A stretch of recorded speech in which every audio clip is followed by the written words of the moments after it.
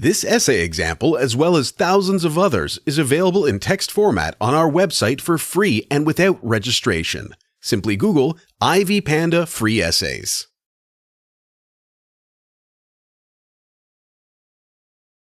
Salman Rushdie is a renowned British writer of Indian origin who, while creating works rooted in an Indian setting, has contributed to the development of new literature styles worldwide. Born in 1947, on the cusp of Indian independence, he has created numerous works depicting India in the post-colonial setting in which Rushdie investigates his own dual British-Indian identity. Rushdie remains acclaimed not just as an Indian English author but also in international literature, as he played a groundbreaking role in New Beginnings, the blending of history with fiction and magic. With his work tackling numerous themes, focusing on his short story The Prophet's Hair allows us to discern the details of his work on a smaller scale. The narrative deals with an Indian Muslim family who encounter a holy relic and descend into madness, taking along with them the numerous people they contact over the course of the story. The fable-like story allows for a view into the author's attitudes towards Islam, moralizing on the imminent dangers of fanaticism. The story centers on the theft of a holy Muslim relic, which is characteristic of one of the main themes of post-colonial literature. Reimagining the past and creating different versions of it, states Maurer, is the heart of early science fiction's vision of history, especially colonial history. Saturated with magical phenomena, which in The Prophet's Hair are synonymous with religious miracles, Rushdie's work artifices a version of events influenced by supernatural forces, written as natural. The theme of malign miracles is prevalent, with those unworthy punished by marvelous occurrences, as the disabled beggars lose profit in their cure. The turn of the father, Hashim, to religion could also be a sort of miracle, with him being irreligious beforehand. He even states that while he was not a godly man, he set great store by living honorably in the world. The introduction of the Prophet's Hair changes him and even turns him to disowning his daughter for qualities he himself cultivated in her.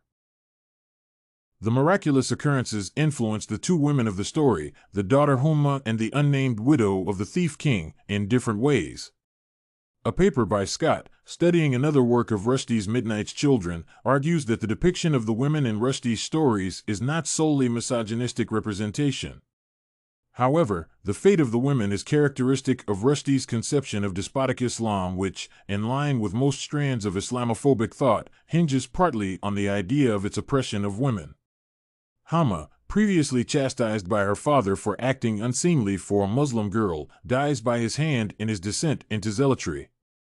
The widow, on the other hand, is granted her sight back and is blessed with spending her last days gazing once more upon the beauties of the Valley of Kashmir. The encouragement of actions goes not to the independent, thinking woman but to one who cedes to her husband and remains unnoticed by the storytelling all.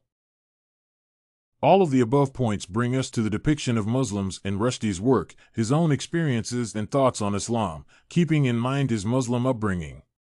He depicts Western myths about Islam, with the father-turned-fanatic burning books, forcing his daughter to wear a purdah, and confessing to having a mistress as a way of self-absolution from sin.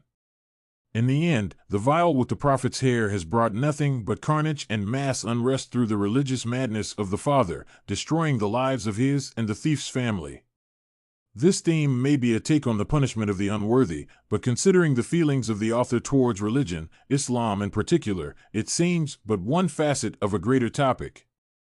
The introduction of the element of Islamic zeal brings about the downfall of both the family of Hashim and the thief king, who before this had lived an unnaturally long life for his profession. With the world's modern-day stereotypes of Islam not having changed for the better since the first publication of the short story, it continues to pose as a warning sign of religious extremism.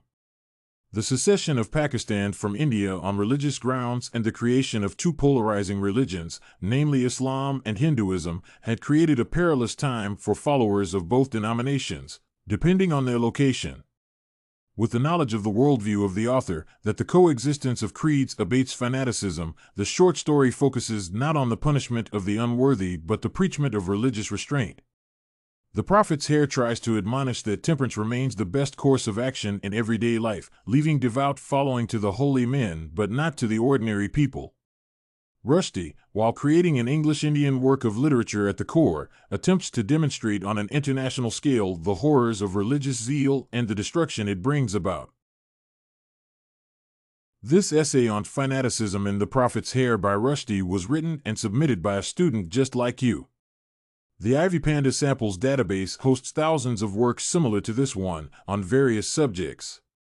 Visit ivypanda.com to find what you are looking for, free of charge.